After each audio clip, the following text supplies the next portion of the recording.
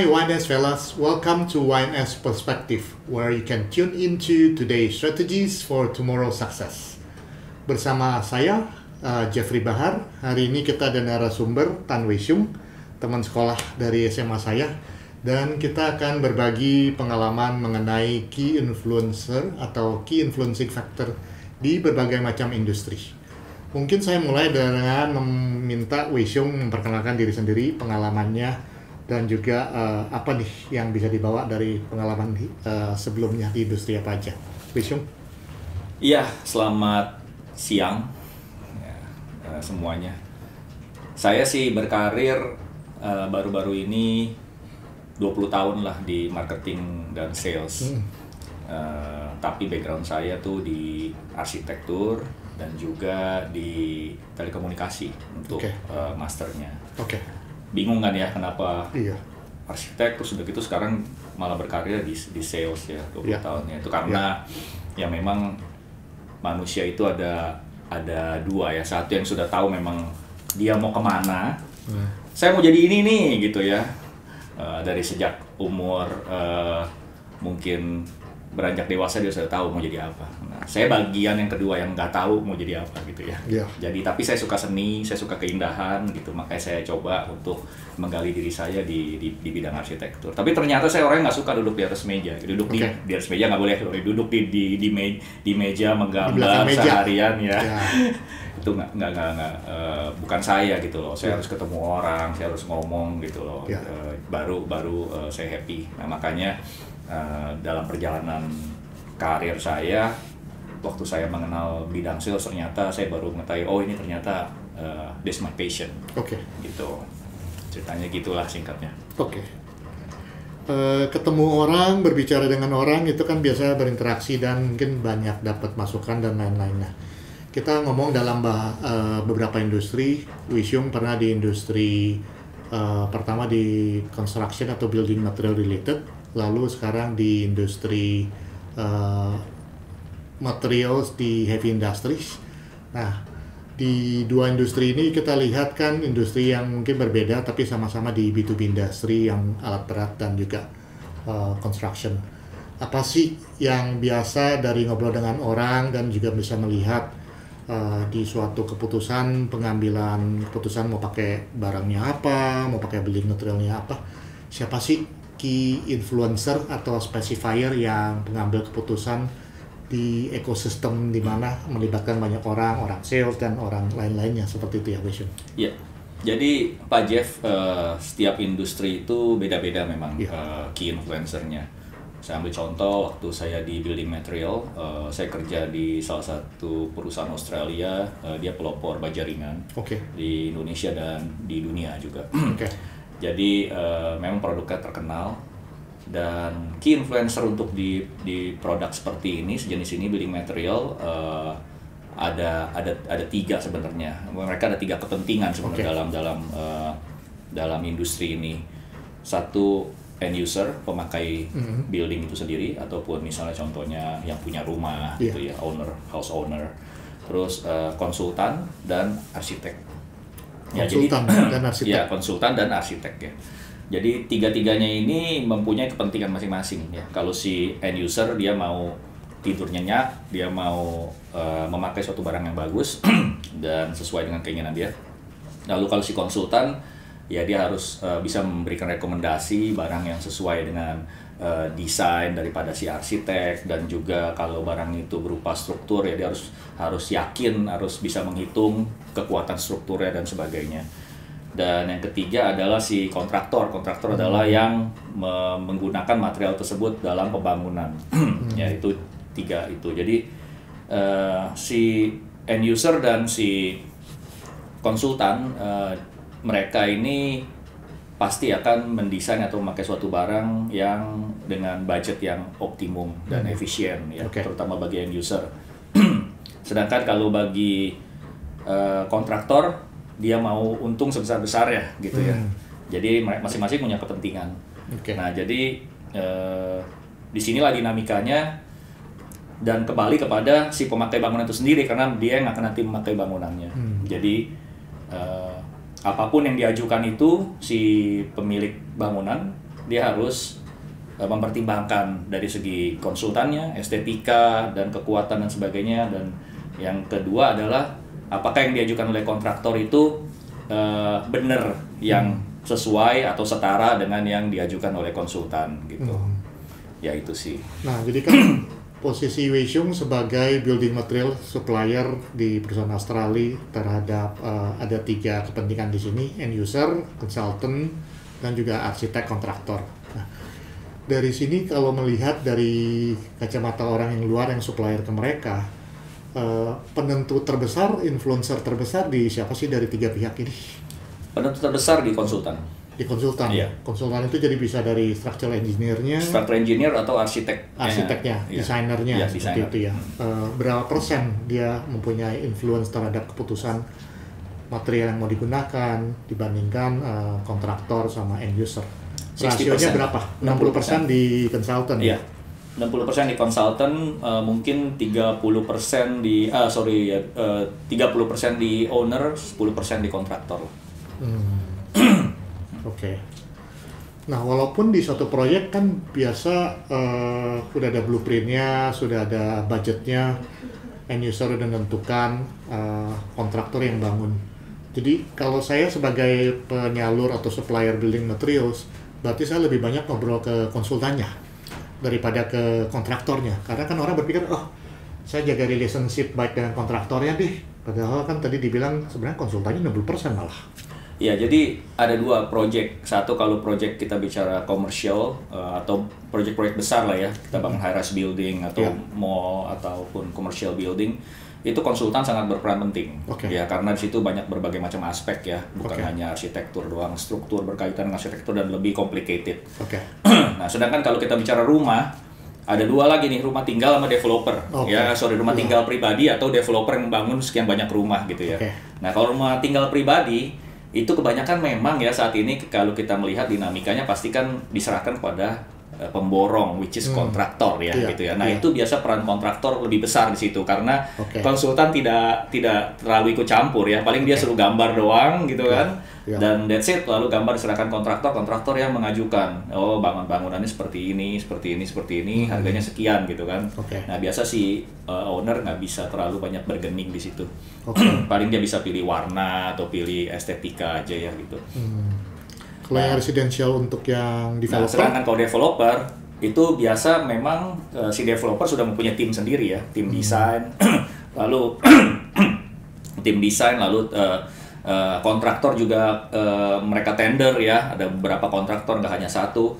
Nah, di sini peran konsultan penting karena apa? Karena mereka harus menyeragamkan semua ibaratnya klaster-klaster atau perumahan-perumahan yang sudah desain di dalam site plan tersebut gitu ya. Jadi konsultan akan menentukan gitu ya harus pakai material ini. Jadi semua kontraktor akan pakai material ini gitu. Kalau enggak, kalau konsultan tidak berperan ya kacau ya. Kontraktor A pakai yang ini, yang B pakai yang ini, yang C pakai yang ini gitu ya. Nah, jadi itu sih kira-kira gambaran. Untuk residential developer jadi main influencer tetap di consultant ya, bukan di end user ya, bukan di developer ya. 2 sih ya, 2. Tetap end user itu akan memberikan persetujuan semua, end user harus menyetujui ya bahwa oke gitu. Influencing factor-nya lebih besar siapa? End user atau di kontrak consultant ya untuk yang residential developer? Residential developer I think itu 50-50 ya. 50-50 ya, sama pentingnya ya. Nah, jadi dari industri building material hari ini kan kita juga bisa melihat teman-teman YNS Velas bahwa ada 3 segmen di industri building material maupun construction, tergantung segmennya. Segmen dari yang komersial itu key influencer-nya ada di consultant-nya. Di segmen residential project yang developer 50-50 antara end user dan di consultant-nya. Sedangkan kalau di residential owner, key influencer-nya lebih banyak di pemborong dari kontraktornya, dari pengalaman. End user untuk di residential developer itu berarti developer ya, bukan yang beli rumah, bukan. Benar-benar ya. Yang beli rumah dia udah terima jadi aja udah. Apapun isinya itu. End user di sini adalah maksudnya si yang punya proyeknya, si developernya ya. Iya, benar. Nah, kita lihat influencer atau key influencer di industri building material sudah dipaparkan dengan berbagai segmen yang berbeda. Kalau di industri yang sekarang heavy equipment, raw material, produknya apa tuh Hwee Shung? Steel rod ya? Steel wire rope. Steel wire jadi kalau bahasa Indonesia tali baja. Tali baja. Ya. Oke. Siapa tuh key influencer atau pemain-pemain orang-orang yang terlibat di prosesnya? Oke, saya jelaskan background-nya dulu sedikit mengenai produk ini ya. Jadi tali baja ini di Indonesia nggak banyak pemainnya, manufacturernya, produsennya itu hanya boleh saya bilang 2 atau 3 lah. Karena yang ketiga ini juga mungkin mereka belum aktif untuk menjual. Dan yang kedua ini juga teknologi sangat jauh sama yang tempat saya bekerja saat ini ya. Nah dan teknologi ini dipelopori dulu dari Inggris sejak abad 18 ya.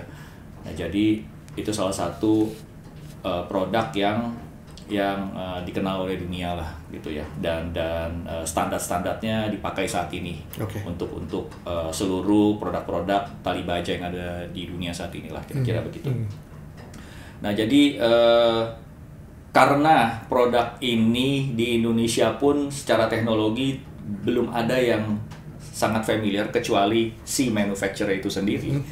Jadi ya key influencer-nya adalah si manufacturer-nya itu sendiri ya, si produsennya sendiri. Nah, ditambah dengan pengetahuan dari si pemakai atau dalam hal ini adalah boleh kita bilang itu aplikator atau kontraktor lah ya, operator ya. Karena produk tali baja ini banyak dipakai di crane sebagai salah satu alat untuk ngangkat ya. Nah itu jadi lalu juga bisa juga untuk drilling, untuk mining ya, drilling di offshore maupun di onshore. Lalu ada juga dipakai di infrastruktur juga untuk pembatas jalan tol. Ya mungkin kita jarang melihat, nggak kita sadari ya kalau kita ke Cipali atau kita ke Merak itu di situ di jalan tol itu tengah-tengahnya pembatas antara yang jalur pulang dan jalur pergi itu di tengah tuh ada tali gitu loh, ada tali kalau kita perhatiin. Nah itu sebenarnya adalah untuk meredam bila terjadi kecelakaan dari sisi yang salah satu itu. Jadi kenapa nggak pakai besi baja, kan kita juga suka lihat ada besi ya tengah-tengah jalan tol, pembatas di kiri dan kanan dan di tengah itu, karena mobil kalau nabrak besi itu hancur dan fatality terjadi ya, penumpangnya bisa atau drivernya bisa meninggal. Sedangkan kalau pakai tali itu ini memang teknologi ya, jadi memangnya teknologi mobilnya itu jadi diredam. Talinya itu bisa mulur dan mobilnya itu bisa berhenti di tengah-tengah gitu loh. Jadi tanpa ada kerusakan, mobilnya bisa langsung jalan lagi gitu. Mobil orangnya pun selamat, nggak ada masalah. Gitu. Jadi itu memang sudah terjadi lah. Sudah memang sering diaplikasikan di berbagai jalan tol. Kalau di luar negeri, di Indonesia sudah lumayan banyak dipakai lah. Banyak dipakai. Nah itu untuk infrastruktur. Lalu juga untuk di marine. Di marine itu memindahkan mineral dari darat ke laut, dari darat ke kapal ya yang ada di laut, lalu dari kapal ke kapal yang ada di laut juga, lalu juga untuk di pelabuhan untuk mengangkat kontainer gitu ya. Jadi ya mereka ini operator ini yang menggunakan produk ini, yang mereka mengetahui produk mana yang bagus, produk mana yang durable, produk mana yang performance-nya bagus, supportnya bagus, technical supportnya juga bagus. Nah ini menjadi key influencer juga untuk di lapangan gitu ya. Tapi mereka mendapatkan semua edukasi ini of course dari manufacturer gitu. Ini kan kalau nggak salah barang ini berarti barang penunjang dengan equipment lain, apakah crane, lift, kecuali yang di jalan tol tadi ya. Kalau ikan dipasang apa adanya. Nah, dari equipment manufacturer, apakah punya influence terhadap steel wire rod yang harus digunakan atau operatornya saja? No, untuk equipment manufacturer sendiri kadang mereka juga membuat kita jadi OEM. Ya, jadi memang karena kebetulan produk kami ini cukup dikenal lah kita. Salah satu terbesar di dunia. Ya, kita sekarang sudah di bawah holding company-nya Belgium, konglomerasi perusahaan di Belgia yang sudah go public juga. Nah ini jadi memang mereka tahu lah performance-nya, kualitasnya, dan ya mereka pede untuk menjadikan kita OEM gitu di beberapa equipment yang terkenal lah, merek yang terkenal ya, keren-keren terkenal. Oke. Kita melihat dari dua industri ini bahwa dalam industri ini key influencer berbeda-beda. Kita juga sudah banyak belajar dari Wishung mengenai berbagai peran key influencer. Di sesi selanjutnya nanti kita akan bahas tentang influencer dalam konteks yang beda. Wishung, tadi kan bilang manusia ada yang tahu, udah tahu dia mau kemana, udah ada yang nggak tahu. Kita sama nih, sama-sama kita nggak tahu nih kita mau kemana. Ingat nggak waktu zaman dulu kita sekolah? Gue orangnya gimana? Jeffrey orangnya gimana, Syum? Lu bagian yang rajin, yang baik-baik lah gitu. Banyak ngomong nggak? Enggak sih kalau. Nah, iya kan. Nah, sekarang? Oh ya, sekarang kelihatannya beda ya. Oh beda. Coba nanya produsernya, bedanya apa tuh, Didi, Audrey? Bedanya? Nah. Aja hobinya ngomong. Tuh, produser saudara di belakangnya bilang Pak Jeff hobinya ngobrol. Audrey, apa tuh apanya, bedanya? Mi? Aku nggak tahu deh dari dulu kecil gimana. Udah nggak pakai kacamata. Kan dulu gitu kan pakai. Dulu papanya Wishung itu kalau nggak salah inget sepatu itu tuh yang capung yang diinjek. Oh iya, bener ya? Iya benar. Bener kan? Iya. Nah dulu impressionnya naik motor nggak? Enggak. Oh enggak. Tapi mainnya sama yang geng motor gitu ya? Yang namanya gondrong-gondrong, bukan? Enggak juga. Enggak. Oh. Nah dulu nggak gitu serius. Tadi kan ngomongnya serius banget kan. Saya terbalik, justru orangnya dulu diem, nggak banyak ngomong, sekarang banyak ngomong. Nah itu kita sama nih, orang-orang yang kita nggak tahu dulunya maunya apa, sekarang beda sepertinya apa tuh ya. Nah apa sih yang merubah dari yang pakai sepatu capung, dari dulu geng motor, rambut nggak gondrong? Enggak. Nah sekarang jadi ngomongnya serius. Cuma sering bolos aja main video. Itu bolos. Sekarang serius kan. Apa sih yang bikin merubah di dalam perjalanan hidup? Iya kan, manusia itu ada fase-fase hidupnya ya. Ada suatu saat dia itu lagi nakal-nakalnya. Ya nakal, tadi nakal ya. Iya, udah gitu nanti dia fase berikutnya dia berubah ya. Fokus, is enough lah, fokus sama kerjaannya mungkin atau karirnya atau apapun itu gitu ya. Waktu sekolah kan nggak nakal, baik-baik tuh. Kalau saya di tengah-tengah lah, ada yang nakal meskipun sekolah bagus ya, tapi nggak bisa jadi orang nakal. Tapi tetap aja ada yang nakal, ada yang enggak. Tapi saya di tengah-tengah lah, netral. Kapan mulai jadi nakal tuh Badungnya? Nggak nakal sih, jadi nggak nakal. Dicari terus tuh, dicecer terus tuh, kapan nakalnya? Iya, bergaul lah, lebih banyak bergaul di pas saat saya kuliah. Mulai kuliah, karena kuliah itu kan I think ini applicable lah untuk semua orang, semua masyarakat ya. Itu kan di kuliah itu kita terekspos dengan berbagai macam sosial ya. Iya, sosial. Ya, jadi yang dari background yang berbeda-beda gitu kan ya. Jadi di situ kita ya blend lah gitu dengan mereka ya. Jadi kadang kita ngikut gitu kan. Kayak gitu. Tapi bandelnya masih di hal-hal yang positif lah, ada batas-batasnya gitu ya. Jadi seperti itu sih. Nah, kapan mulai sadar? Mulai sadar tuh pas gimana ya, mulai sadar kayaknya sih bingung dia, belum sadar berarti sampai hari ini belum sadar. Kalau begini masih mikir jawabannya kapan. Enggak, kalau yang sekarang lain lagi, udah bandel lagi kan. Udah masuk siklus berikutnya. Nggak sadar itu pas saat kita mulai butuh uang. Butuh uang. Kita harus cari uang, harus mulai mandiri ya, mulai berkarir ya, mau nggak mau kebandelan kita dikurangin dulu sedikit karena nggak ada waktu untuk bandel gitu kan. Jadi saat masuk dunia kerja, dunia kerja kan ya harus fokus gitu ya, jadi situ. Nah terus udah gitu kan ketemu pasangan hidup gitu kan ya, ketemu pacar, pasangan hidup ya mulai terbatas juga lah, nggak bisa dong, siapa yang mau menerima kamu yang sebebas-bebasnya gitu. Benar, kan nggak bisa gitu kan. Jadi kalau dilihat di perjalanan Wishung itu adalah influencing momen di hidupnya itu di kehidupan jalan hidup lah ya. Pas masuk kuliah gitu jadi berubah, terus masuk ke fase berikutnya bekerja mulai sadar, terus masuk ke fase life berikutnya berubah. Nah Mau dengar nggak dari saya punya kata berubahnya? Iya. Mau. Nah, kalau saya mungkin sedikit berbeda. Kalau saya kuliah kan kemarin di Amerika, di luar. Nah, itu nggak ada tuh mungkin yang Badung-Badung kali ya di sono. Iya, di situ saya juga di sana juga sama ya. Di mana di Dallas ya, di Dallas, Texas ya. Ada nggak yang Badung-Badung di sono? Badungnya beda sama di sini. Iya. Gitu. Karena di sana kan fasilitasnya juga nggak banyak untuk Badung. Nah, itu dia.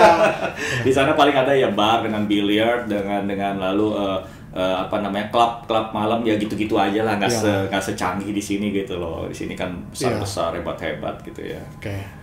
Nah, exposure kalau di saya perubahan dari yang diem menjadi lebih cerewet sebenarnya waktu masuk dunia kerja. Jadi itu dunia kerja pun juga di pekerjaan kedua. Pekerjaan pertama kan saya studinya teknik industri, industrial engineering, S1 maupun S2. Kerjaan pertama di pabrik semiconductor di Singapura. Nah itu juga kerjanya ngeliat mesin sama operator, nggak banyak ngobrol. Tapi waktu saya masuk ke perusahaan yang sekarang, Spire atau yang ada consulting, itu exposure-nya beda. Jadi harus ketemu customer, ketemu klien, harus banyak ngobrol. Di saya justru pada saat masuk dunia kerja, karena tuntutan pekerjaan yang berbeda, tadi kan bilang sama tuh, di sales marketing harus lebih banyak ngobrol kan? Nah kita mau nggak mau jadi harus lebih aktif ngobrol. Benar nggak seperti itu? Role-nya dari arsitek ke sales jadi lebih pertanyaan, do you enjoy it? Oh iya, yang kita dari introvert sekarang kalau di tes MBTI sekarang extrovert. Oh gitu ya, bisa berubah ya? Bisa berubah, itu karena tuntutan pekerjaan. Dan kalau ngobrol di kantoran nih, di dalam nih, mendingan ngurusin yang di dalam atau di luar, Kementerian Dalam Negeri atau Menteri Luar Negeri. Saya memilih Menteri Luar Negeri, ketemu orang. Kayak ngobrol-ngobrol gini kan seru kan? Iya. Bisu lebih suka kayak mana? Sama, saya juga lebih suka sih ketemu orang daripada suruh duduk di meja gitu, bikin kerjaan administratif ya, nggak suka saya. Berarti kan yang merubah kita jadi tahu kita maunya apa, enjoy-nya apa. Walaupun sifat kita waktu masih muda beda kan dengan sekarang. Adalah mungkin di perjalanan hidup. Kedua juga dari tuntutan perjalanan hidup kita sih. Iya, secara tidak sengaja. Iya. Kalau boleh dibilang kan kita nggak tahu kan pas masuk sales marketing ternyata ini anak berbakat ya gitu. Jadi saya pun dulu kan juga tidak punya background di sales and marketing, tapi karena pernah kerja di customer service waktu di Amerika 2 tahun ya di perusahaan telekomunikasi yang nomor 1 di Amerika. Itu saya harus ngejawabin telepon customer 200 telepon sehari kira-kira lah ya. Customer yang isinya marah-marah, yang isinya kabel TV-nya rusak, internetnya rusak, terus dia marah-marah mulai dari anak kecil sampai nenek-nenek gitu ya. Saya harus jawabin dengan sabar dan sebagainya in English. Waduh, iya, dan ada skripnya. Ada skripnya. Dan you nggak boleh hang up, itu telepon dan itu dimonitor oleh supervisor. Sekarang terima telepon 200 dari siapa aja? Bingung kan dia? Customer sekarang ada telepon WhatsApp semua. Oh iya.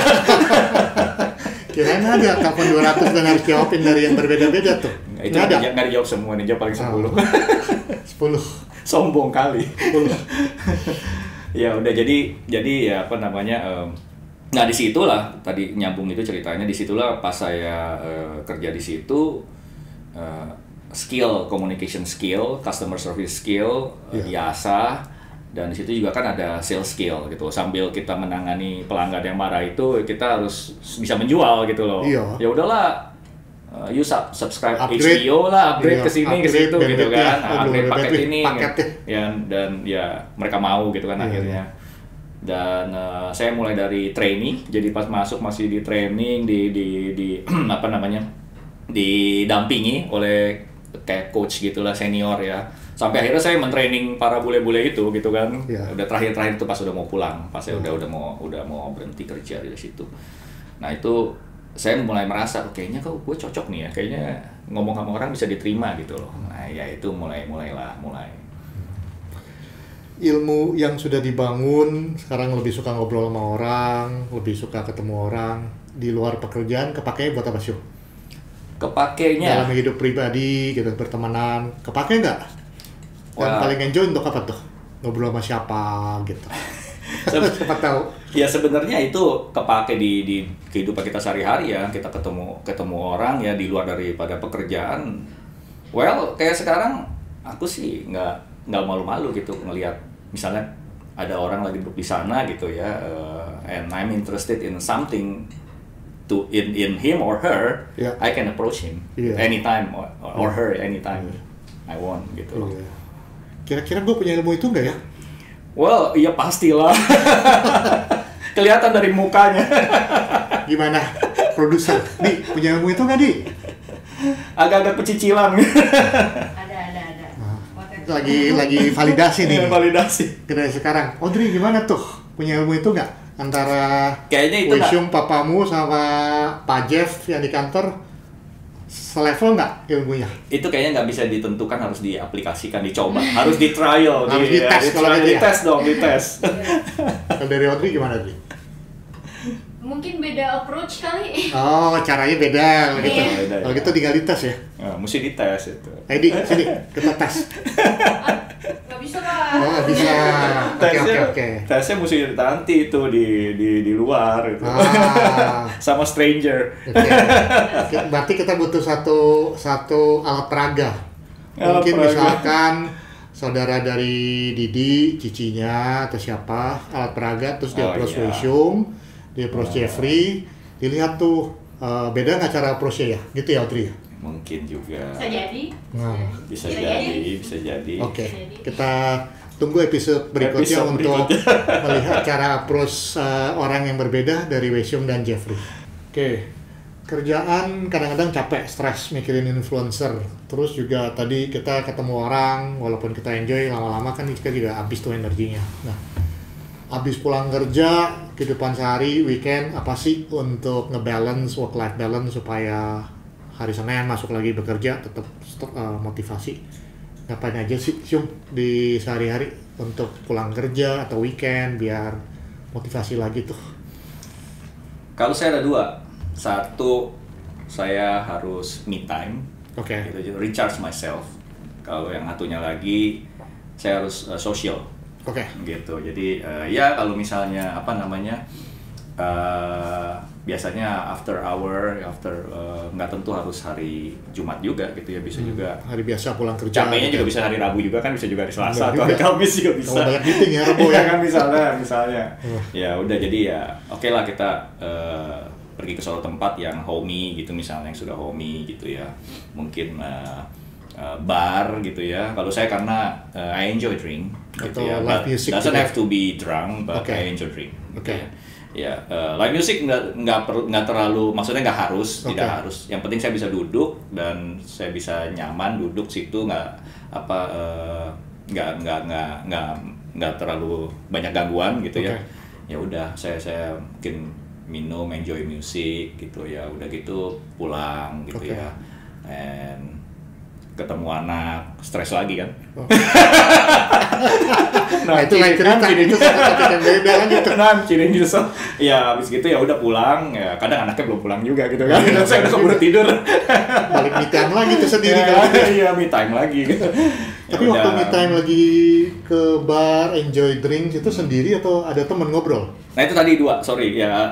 Kalau sendiri berarti me time ya. Kalau misalnya kalau kan kadang mereka nggak available gitu kan. Jadi Iya. kalau saya orangnya, kalau saya mau pergi saya pergi sendiri ya sendiri gitu lah. Kalau kebetulan ada temen yang mau, oh yuk ke bareng gitu, atau Iya. kebetulan dia lagi di sana ketemu gitu kan, karena saya sering jadi banyak temen gitu. Oke. Pada sana ketemu ketemu terus ya Ngobrol-ngobrol ngobrol-ngobrol di sana. gini, ya gitu. Iya. Ketemu ngobrol-ngobrol terus ya udah nanti. Tapi kalau yang me time-nya lagi, satu lagi ya mungkin on the like Sunday, atau mungkin banyak kan Sunday sih ya, itu dimana orang-orang udah istirahat, udah nggak mau pergi-pergi lagi. Aku kadang pergi sendiri, aku makan sendiri gitu loh. Oke. Aku enjoy the food that I like the most gitu Oke. ya terus Oke. kayak gitu makan sendiri, atau mungkin udah aku mau cuci mata shopping gitu ya, mungkin Iya.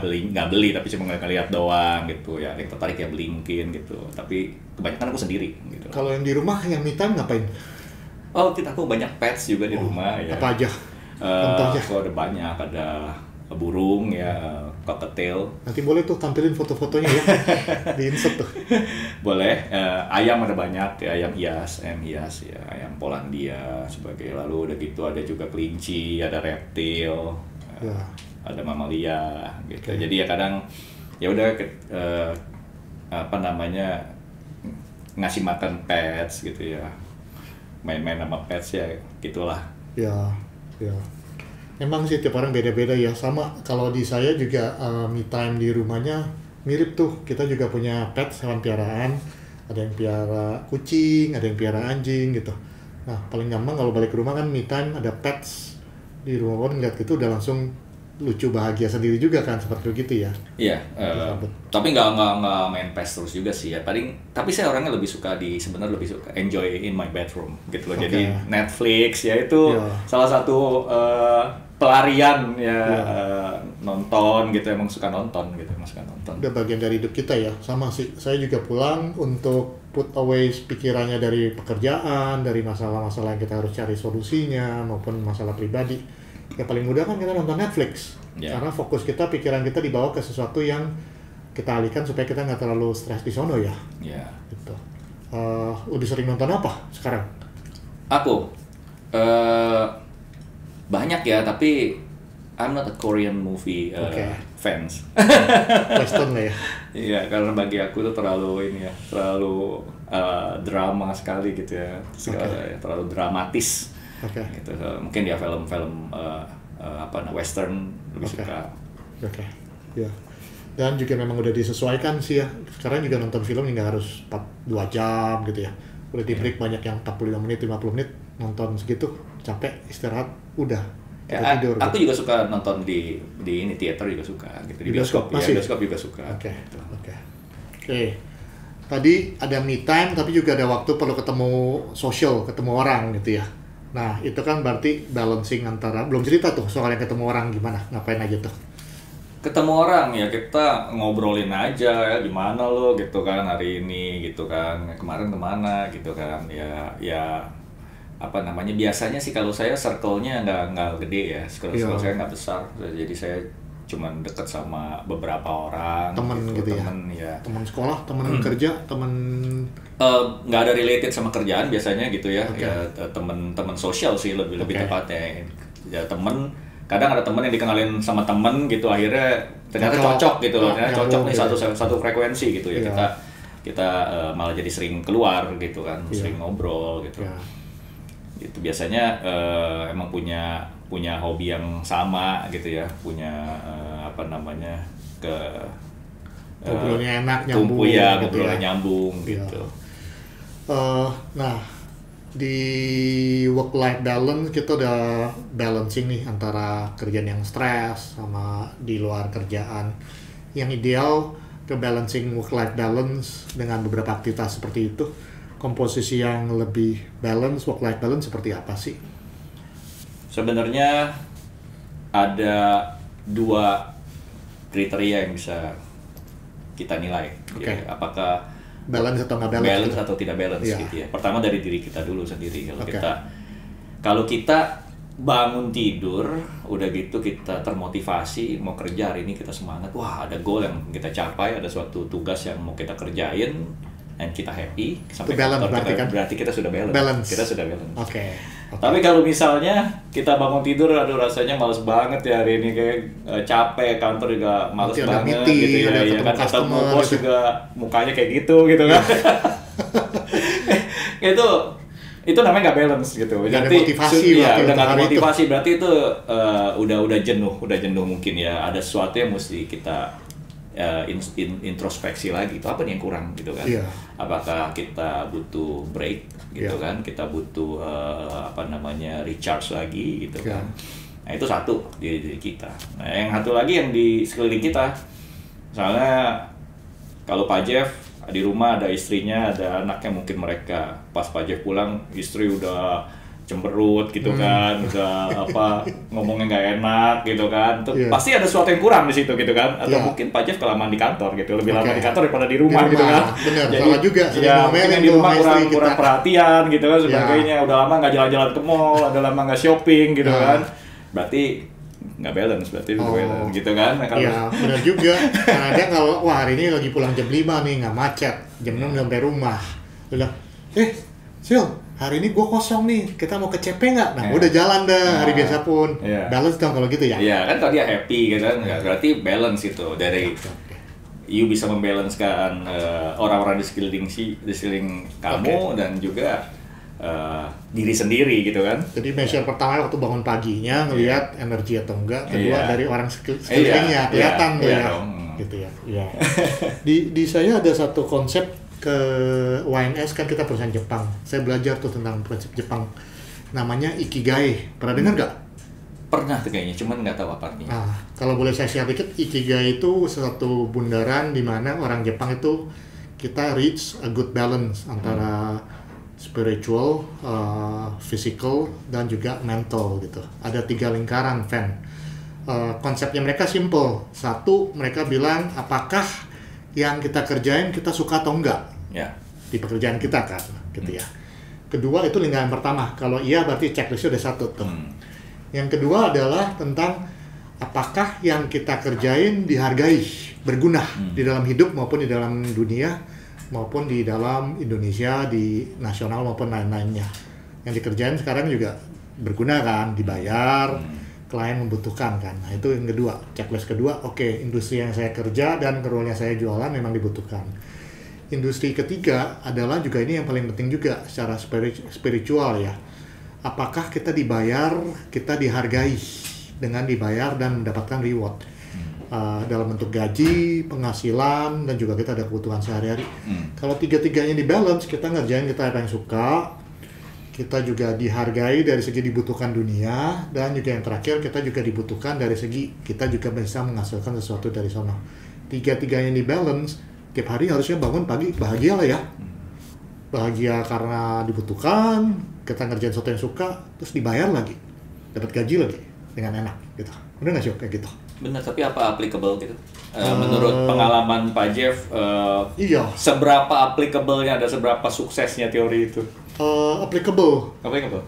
Makanya saya di industri ini udah 25 tahun sih, di industri market research and consulting, masuk tahun 2000, sekarang tahun 2025 udah 25 tahun. Kenapa? Saya menyukai industri ini, kita ketemu orang, kita ngobrol sama orang, kita konsultif, kita kasih advice. Nah itu kan memang kita yang suka ya, balance nih yang pertama. Yang kedua, apa yang kita berikan jasa itu dibutuhkan, dan mungkin dulu dibutuhkan oleh perusahaan di industri tertentu, sekarang dibutuhkan oleh industri yang lebih baru, dan juga jasa service yang kita berikan juga evolve. Jadi kita nggak obsolete, kita tetap dibutuhkan. Ada juga industri atau jasa yang suatu hari kalau kita ngeliat AI kan jadi obsolete tuh. Nah itu enggak. Dan yang ketiga itu juga memberikan kebutuhan jasmani dan rohani kita, yaitu tetap kita bisa menghasilkan, bisa membawa nafkah buat keluarga, dan itu juga tetap sustainable dari segi income. Dari Wisung, tiga-tiga dapat nggak tuh Ikigai-nya? So far sih masih dapat. So far masih dapat karena kan masih gajian ya. Iya.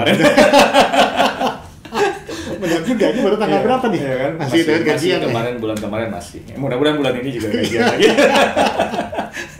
Namanya karyawan kita bekerja begitu ya, nungguin gaji lah kita ya. Oke. Dengan begitu berarti itu salah satu formula yang cukup baik untuk work-life balance. Kita bangun, kita bahagia, kita ada motivasi tiap hidup. Tapi mungkin coba kita balik lagi. Terkadang di beberapa negara, di beberapa job, kerjaan terlalu stres, ekspektasi balance-nya nggak terlalu healthy. Nah, ada nggak advice atau pengalaman hidup yang healthy, komposisi pekerjaannya seperti apa, atau workload-nya seperti apa di dunia kerjanya ya? Di luar kerjanya kan kita udah tahu nih kita harus ngapain. Di dalam dunia pekerjaannya yang balance kayak gimana sih? Ada pengalaman seperti itu nggak? Banyak ya, saya rasa banyak. Terutama di family business ya, di mana KPI itu tidak ada standarnya, gitu kan. Jadi kamu bisa jadi kamu bisa jadi administratif, bisa jadi admin, bisa juga jadi orang sales, jadi tukang fotokopi gitu. Jadi ya bisa gitu, jadi orang sales juga gitu. Pokoknya hasil menghasilkan uang gitu kan. Ya dan ya kerja yang jamnya juga kadang-kala nggak tentu gitu kan. Bisa long hours gitu kan, overtime, dan gajinya segitu-segitu aja mungkin kan. Bener. Gitu ya. Jadi menurut saya sih itu memang terjadi ya, cuman kita ini kan profesional, jadi kalau kita memang masih mau kerja di situ ya sudah bekerjalah gitu kan. Tapi kalau memang nggak suka, ya kita nggak perlu komplain, nggak perlu ngedumel, ya kita harus improve diri, naikin value, carilah pekerjaan lain gitu. Karena saya juga nggak advise untuk stay in that situation gitu loh. Itu akan merusak your soul gitu loh. bukan secara fisik doang capek, tapi jiwa juga capek, lama-lama mentalnya rusak gitu loh. Ya kan? Ya, jadi lagi komplain soal bekerja di perusahaan yang family owned, seperti di Indonesia kan juga banyak perusahaan yang family owned company konglomerat ya. Atau lagi dalam konteks bekerja di bisnis yang dimiliki oleh saudara sendiri nih, family owned company atau family owned business, karena ini beda kan. Ada family owned konglomerat yang besar atau family owned dan family run. Ada juga family business yang ya memang bisnis yang punya paman kita sendiri, orang tua kita sendiri gitu. Dalam konteks yang mana tuh yang banyak dukanya yang ke dalam konteks itu? Ya mungkin kalau saya boleh bilang, yang tadi saya sampaikan tadi mungkin lebih ke arah family owned company, ya konglomerat company, gitu. Ya konglomerat company, tapi yang skalanya mungkin medium lah, bukan belum ya. ada KPI, ya yang skalanya masih gitu. medium. Mungkin kalau yang skalanya sudah besar ya, perusahaannya sudah besar, mungkin dia juga sudah punya KPI dan sudah punya standar yang bagus. Dan kebanyakan ownernya sudah tidak involve gitu loh. Ownernya sudah menyerahkan kepada profesional ya untuk mengelola. Yang berat itu kalau yang ownernya masih duduk di situ gitu kan. Nah, sedangkan dia sendiri juga nggak tahu segala-galanya kan, tapi dia mau mengerjakan segala-galanya. Nah, itu yang bikin kacau. Jadi itu menurut point of view saya sih gitu. Jadi kalau tapi saya belum pernah sih kerja dengan saudara gitu. Tadi kan ada konteks saudara. Kalau saudara saya belum pernah. Kalau ditawarin pernah, tapi saya nggak mau gitu ya, maksudnya ya lebih baik jangan lah gitu daripada nanti kalau clash kan urusannya saudara jadi pecah gitu kan maksudnya. Enak ya. Atau bisa juga dalam konteks yang sama tuh, Sabtu Minggu juga tetap dipanggil karena saudara kan nggak enak nolaknya. Iya. Mungkin kalau brother and sister itu beda ya gitu. Tapi kalau misalnya uncle dan sebagainya itu kan lebih jauh lagi kan ininya kan, relatednya kan lebih naik lagi satu step. Nah, itu yang mungkin our concern gitu kan. Terus kalau dari segi misalkan banyak orang Indonesia berpikir saya harus sukses, harus punya usaha bisnis sendiri nih, seperti itu. Berarti your own company. Kalau Wisung di suatu hari pernah melihat orang yang bekerja di di bisnis sendiri, dia sendiri, apakah work-life balance-nya tercapai tuh?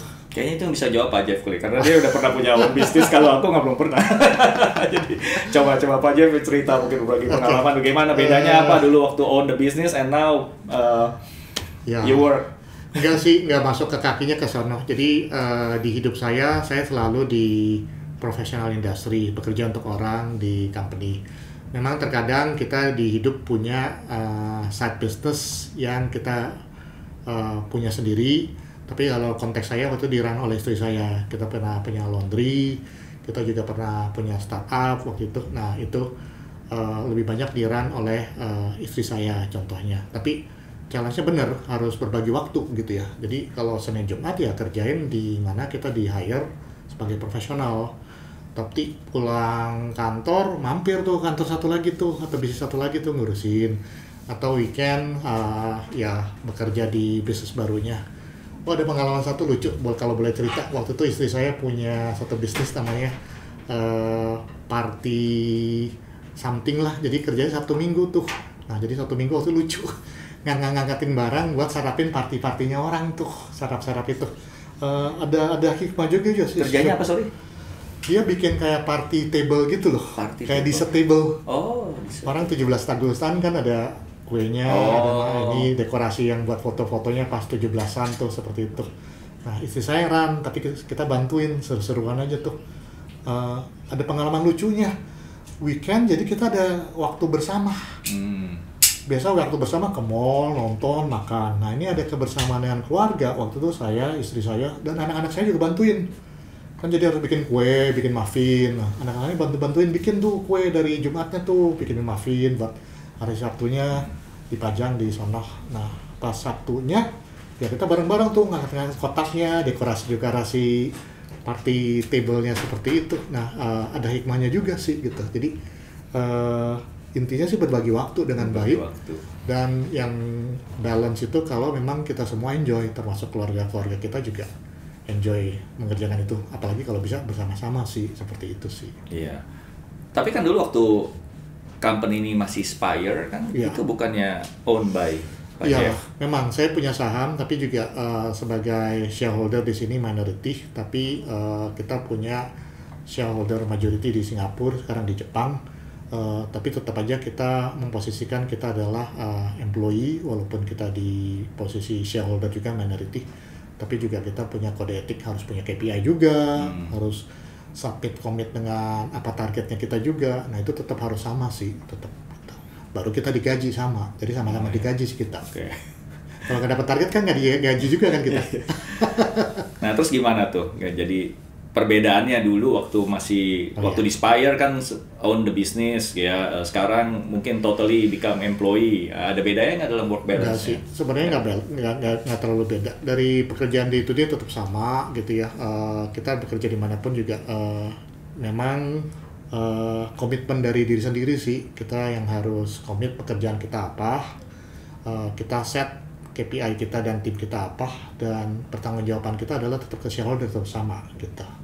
Karena at the end of the day kita masih punya shareholder, kita masih punya holding company yang di atas, yang kita tetap committed dan responsible sih. Jadi bukan karena habis itu kita berubah, jadi day to day masih tetap sama sih, cuman beda shareholdernya aja sih. Jadi di kami sih nggak terlalu ada perubahan sih untuk perubahan itu. Di Weisiong, di perusahaan sebelumnya tadi kan disebut di Australia shareholder salah satunya ya. Di sekarang shareholdernya di mana? Belgium. Nah sama-sama Western country juga ya. Tapi ada perbedaan nggak dengan working di company yang Belgium own, Australian own sebagai ownernya itu? Any difference? I think Australian company itu very family oriented ya, kalau saya pernah ngerasain, saya 8 tahun di sana. Jadi mereka sangat mementingkan work balance gitu ya. Jadi kadang kita seringkali banyak company memberikan waktu like family gathering gitu ya. Jadi family diundang ke factory, ke pabrik, anak-anaknya main lihat-lihat seperti apa sih papanya ini kerja di pabrik kayak apa sih gitu kan, ibunya kerja kayak apa kantornya gitu kan. Ya kita outing gitu ya, family outing ya kayak gitu-gitu. Terus banyaklah hiburan-hiburannya gitu loh. Kayak Australian itu lebih mementingkan ini ya, kesehatan mental ya. Boleh nggak harus kerja terus gitu digenjot, enggak sih, itu yang saya rasain. Tapi kalau di Belgium ini kita kan baru diakuisisi ya beberapa tahun, jadi banyak sekali perubahan-perubahan dari sebelumnya kita UK company. UK company lebih cowboy kalau saya bilang ya, lebih aturannya lebih santai gitu, nggak terlalu banyak birokrasi dan sebagainya. Nah setelah diambil sama Belgium ini, mereka lebih memang di board director itu lebih mungkin lebih sistematik kali ya, sistematik, sistemnya sudah ada organize ya, orang-orangnya juga highly educated ya, udah yang profesor, doktor gitu ya. Nah jadi prefer lebih yang mana? Yang lebih cowboy atau yang lebih organize, lebih disiplin? Ya saya sih selama masih gajian ya udahlah itu cukup. Pada akhirnya mending gajian ya. Enggak lah, jadi dua-duanya ya sama lah, saya sama lah dua-duanya itu sama lah, kurang lebih sama lah, selama Western itu sama. Ada plus minusnya lah ya. Ya plus minusnya sama. Ya, pusingnya beda ya. Kalau lebih organize, lebih disiplin kan, lebih nggak usah ngurusin day to day. Cuman negatifnya itu bukan negatifnya, kekurangannya itu prosedurnya kadang kepanjangan gitu loh ya. Jadi sama lah di Australia juga begitu. Kalau kita mau develop suatu produk atau kita mau masuk suatu market, tuh analisanya panjang sekali kan. Ya analisanya panjang sekali, kita harus mempertimbangkan ini segala macam. Akhirnya udah Cina keburu masuk duluan gitu kan. telat gitu. Disalip ya. Udah disalip gitu loh. Sama ya sama Belgium juga gitu ya. Ya sama lah. Cuman saya masuk ini dua company di Europe ini ya, si UK dan Belgium ini, saya lihat mereka marketingnya nggak terlalu dikedepankan gitu loh. Beda dengan si Australia ini. Ini yang saya notice ya, gitu saya notice. Ya kalau si Australia ini kalau mau launching suatu produk atau apapun itu, dia pasti secara besar-besaran gitu loh. Dia akan kasih, dia akan prepare dan dia akan undang semua pemakai ataupun distributor ataupun customer gitu ya. Dia akan undang di gather di suatu tempat yang bagus, di hotel gitu kan, yang mewah, di ballroom gitu kan. Ya, cuman untuk launching 1-2 produk gitu. That's it. But di ini si European ini ya, saya nggak lihat seperti itu sih. Saya nggak lihat. Jadi ya besok keluarin suatu produk tinggal dia ngomong internal aja, ini ada produk baru ya, ini produk baru gitu. Saya nggak pernah lihat ada suatu marketing campaign yang besar-besaran gitu loh. Entah kenapa saya belum tahu itu filosofinya, saya baru tahu. Mungkin jualannya dari produk quality sama teknologi yang dia bawa kali, lebih penting dari. Ya bagi mereka katanya kita nggak terlalu butuh marketing gitu loh, produk kita sudah dikenal gitu katanya. Tapi aku rasa nggak begitu juga. Karena apa? Karena kan customer itu kan ada siklusnya. Nggak selalu dia duduk di posisi yang sama. Si orang ini misalnya ya, you hari ini di procurement, tapi besok you mungkin pindah ke perusahaan lain dan ganti dengan orang baru. Dan orang baru ini kan tidak tahu tentang produk Anda gitu kan. Perusahaan Anda. Jadi harus dikenalin lagi kan. Nah, itulah gunanya mungkin marketing, product knowledge ya segala macam. Memang beda perusahaan, beda culture, punya cara kerja dan approach untuk enter the market sama ini produk yang berbeda ya. Seperti itu. Itu yang saya notice. Kita balik lagi ke yang lebih santai sedikit, yang healthy balance. Healthy balance itu zaman sekarang role kita walaupun lebih banyak customer facing, jualan, dari Weisheng atau sehari-hari lebih bisa dibalance dengan aktivitas apa sih di kantor selain harus ketemu customer terus, harus jualan terus gitu ya. Ada balance kerjaan lain di kantor lagi nggak yang bisa bikin ya gue nggak harus jualan terus kali setiap hari begitu ya? Atau nggak apa-apa sih itu 100% nggak apa-apa di kantor? Enggak, emang saya jarang di kantor. Jadi maksudnya ketemu di customer gitu lah. Iya, jadi puji Tuhan memang saya sejak 20 tahun ini kerja memang kebanyakan nggak pernah di kantor gitu. Jadi tidak diharuskan di kantor gitu loh. Jadi very flexible time gitu. Tapi ya memang untungnya target saya selalu tercapai juga gitu kan ya, karena mungkin saya punya tim yang bagus gitu ya, yang mendukung saya gitu kan. Nah, jadi kalau dulu di Australian company itu mereka banyak kegiatan gitu, suka ada golf gitu kan. Nah, jadi ya kita nggak harus ngantor atau kerja atau jualan terus gitu. Ntar ada golf event banyak event gitu loh seru. Nah, jadi tapi kalau di sini sih memang jarang lah, paling hanya beberapa yang regular event, kayak setiap setahun sekali ada company employee outing, paling begitu yang di European ini. Kita coba mungkin wrap up dengan beberapa kesimpulan yang kita bisa ngambil, kita bisa sharing dengan audience di podcast ini. Apakah ada dari yang perjalanan hidup tadi, kita di satu titik ada apa yang mau di-sharing dari yang topik awal dulu deh, di perjalanan hidup buat para podcast audience kita? Ya sebenarnya sih kalau untuk orang profesional, saya punya message adalah selalu jadilah expert di bidang Anda gitu.